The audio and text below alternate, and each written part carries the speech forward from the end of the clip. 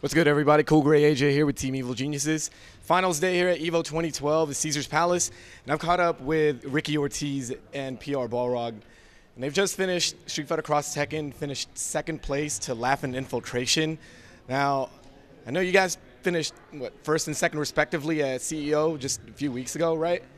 Now, tell me about your thoughts on how you were planning to tackle this weekend with that in mind. Well, we're basically using CEO as a large-scale practice because I mean up until Evo, I think that was the biggest tournament with the most highest competition. So basically, we just did all our training there pretty much and try to sharpen up as much as we could. Now, I know you guys have FGTV and it's on pretty much all the time. And whenever you guys get some practice in, it's streamed pretty much, right? Champ was talking about this and how he feels it's kind of unfair since he plays Marvel a lot. Now, we haven't seen you guys play Cross Tekken on that at all. So what kinds of practice have you been putting in? I mean, second place is pretty good, right? So, speak on that a little bit. We just think we had a little bit of advantage just because of the fact that we knew that since it was 2v2, not a lot of people get to play together, you know? So we had the advantage. We didn't actually practice a lot because 2v2, no one plays it, right? So we used to play at the start of the game a little bit of 2v2, so we kind of knew what to do when we came here. Okay. Well, I know this weekend's been crazy, really, to say the least, and I can see it in you guys' faces, right? And it's been a really huge weekend for all the games. And Cross Tekken hasn't really had that kind of attention. I mean, they really only streamed just finals, right? Do you see Cross Tekken getting any more success? I mean, Laugh and Infiltration have been doing really good, and I see a lot of potential in other people picking it up. Do you see that as well, or do you think it's kind of just gonna dwindle down and have it just be AE and Marvel like it's always been? Well, I mean, they're planning on patching the game to fix it. I think the game is actually not a horrible game, but I think with a few fixes it could be a really good game. And I think they're trying to keep it alive with the 25th anniversary tournament because I heard the patch is supposed to come out sometime after that whole event is over. So I think it really could be a good game. So I think it'll see the light of day again. Do you think the addition of the new characters in the DLC is going to change the landscape dramatically? I think it will. I definitely think it'll change because a lot of those characters are going to be pretty good, and everyone's have to learn a lot of new matchups, and they're going to have a lot of new options with new characters. So I think it'll add a new element and a fun element to the game. Okay. Well, let's switch gears a little bit. Let's talk about AE first. Eduardo, you're still in it, top 8, and with a really underrepresented character, right? Not only that, but you and Dominion, both in the same team for SBO, right? How are you feeling right now? I'm feeling pretty confident, actually. I got a really hard match coming up, but I practiced yesterday, and I'm planning to practice a little bit before my match. So I'm really confident. I got some setups and stuff, so you guys have to wait and see. I did see that tweet. You were talking about some secret stuff. I really do want to see that. Now, Ricky, everyone was really favoring you to do really well for AE. I personally just got heartbroken when I heard about it. I didn't even get to see the last match you had. Yeah, they're all off stream. They were all off stream. What was your biggest hurdle this weekend?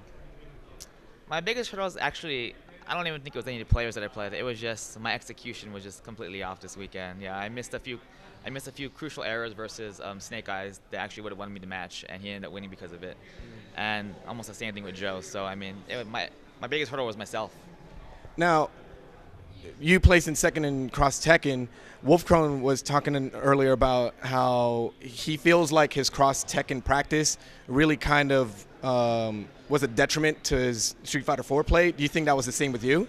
No, not at all. I think when you first pick up Cross Tekken and you play Cross Tekken and SF4 simultaneously in a tournament or just in casuals, whatever, I think it's a detriment at first because Rufus is a different character than he is in SF4, and the links in Cross Tekken are a lot later than they are in SF4, so you kind of miss combos at first. But once you play it a little bit more and get used to it, it's perfectly fine. Definitely. So, switching the last gear, Marvel's have been ridiculous, right, to say the least. Ricky, Eduardo, let's ask you, since Ricky doesn't seem too enthused about Marvel, right? What's been there's been a ton of crazy upsets. What's been the craziest one for you so far? I think Yipes losing. Me. Marlin Pie? Marlin Pie. Yes. There's Fnatic. so many upsets. There's just too many to name, right? There's a Yeah, ton. it's, That's evil. it's evil. I called it before I came here. I said Marvel and Evo. First of all, the pools are 2 out of 3, so it's gonna be like a World Series of poker. You know that anyone can beat anyone like easy. So, I mean, I'm not extremely upset with myself in the game because I know how the game is, but I wish I could have done better.